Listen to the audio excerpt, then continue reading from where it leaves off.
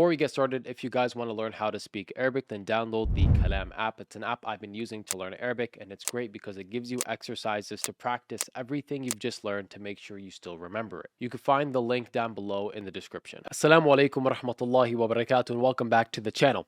Today we got some very important news. It's sad news to say the least, but it's important because of the organization that's delivering the news to us. For the last 2 years, we have been yelling at the world, and the world itself has been yelling at the world's leaders, saying that Israel's committing a genocide in Gaza. It's blatant, it's clear, it's obvious. The Palestinians are documenting it. The Israelis are basically boasting about it. They're basically saying, hey, we're committing a genocide, without directly saying we're committing a genocide. It has been so obvious, and the world's been very infuriated over it. We're furious about it. And multiple organizations, international organizations, have already concluded that Israel's committing a genocide in Gaza. But today, the leading association of genocide scholars have passed a resolution stating that given the legal definition of genocide and all the evidence of what Israel's doing in Gaza, they have said that legally, officially, Israel is committing a genocide on the Palestinian people.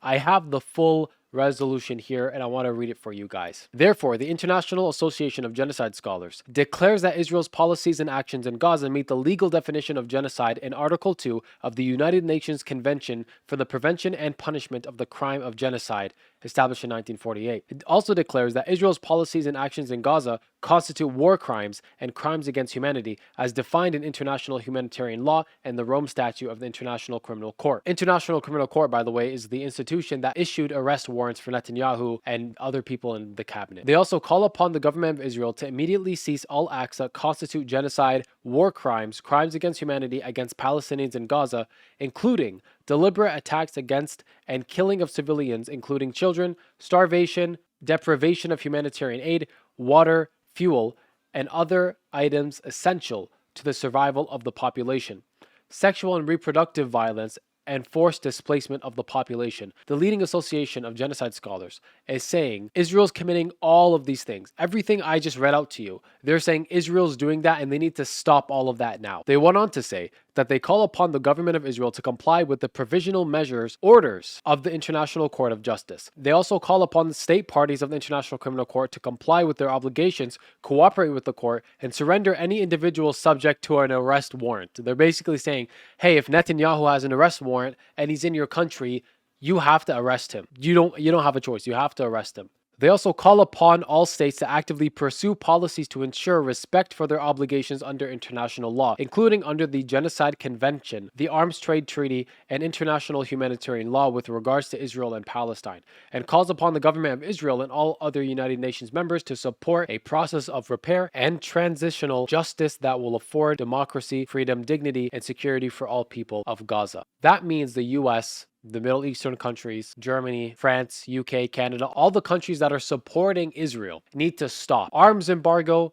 economic sanctions, maybe even, eventually, military troops on the ground, navy in the sea, aircraft carriers in the oceans, just to make sure that Israel stops. Just to really put pressure on them to get them to stop. And as important as this is, unfortunately, it's not going to change anything.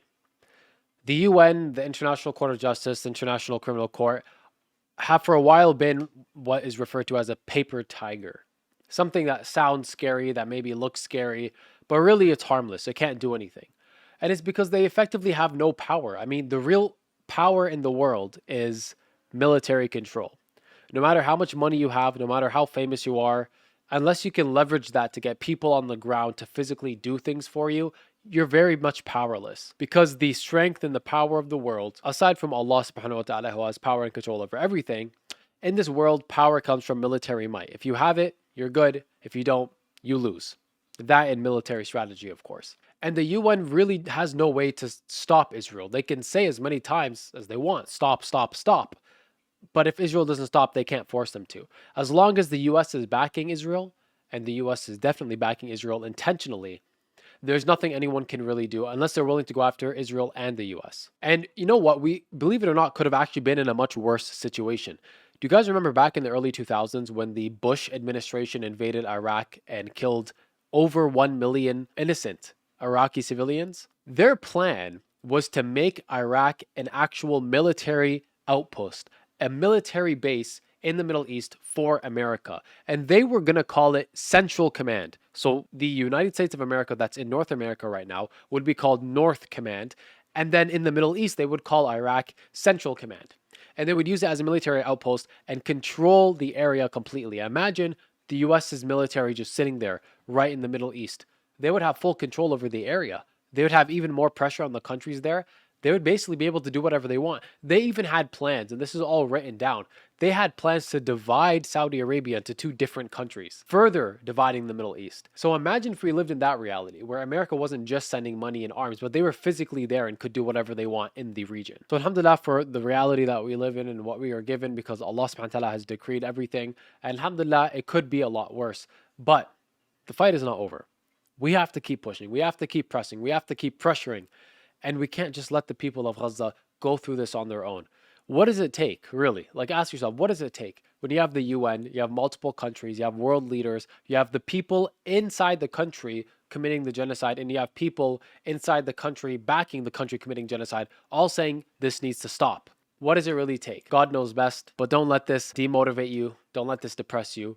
We got to keep pushing. We got to keep going. At the end of the day, we will be held accountable in front of Allah for what we did or failed to do. You guys can see I'm wearing my Israeli occupied territory hoodie. If you guys want to rep this fantastic sweater to really wear the truth, then you can find it in the second link in the description.